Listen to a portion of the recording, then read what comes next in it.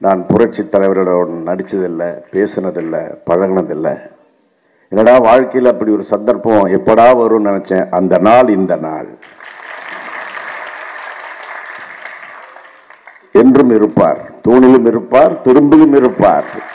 அவர்தான் புரட்சி தலைவர்.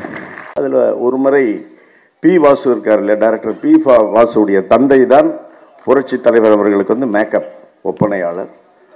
ஒரு பீதாம்பரம் அவர்கள் ஒரு வாட்டி வீட்டுக்கு போய் சாப்பிட்டுட்டு இருக்கும்போது, என்னப்பா அப்படின்னு நான் சொன்னப்பா, நீங்களாம் வந்து புரட்சி தலைவர் கூட நிறைய மேக்கப்லாம் போட்டு இது பண்ணியிருப்பீங்க, அவர் எக்ஸ்பீரியன்ஸ்லாம் சொல்லுங்கன்ற மாதிரி ஒரு 2 விஷயம் சொன்னார்.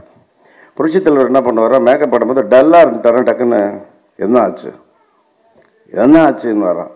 இந்த மாதிரி இப்படியாச்சு அப்படியாச்சுன்ன உடனே அப்படியான்ட்டு என்ன பண்ணுவாராம், சொல்லவே மாட்டாராம். அது எப்படி செஞ்சாருன்னு தெரியவே தெரியாதான். பார்த்தீங்கன்னா எல்லாம் செட் ஆகிடுமா, மறுநாள் வந்து இப்படி காலில் வந்து ரொம்ப நன்றிங்கன்னு வர. அதே போல உலக நடிகர்களிலே ஒரு முக்கியமான ஒரு குணாதிசயத்தை பீதாம்பரம் அவர்கள் சொன்னார்.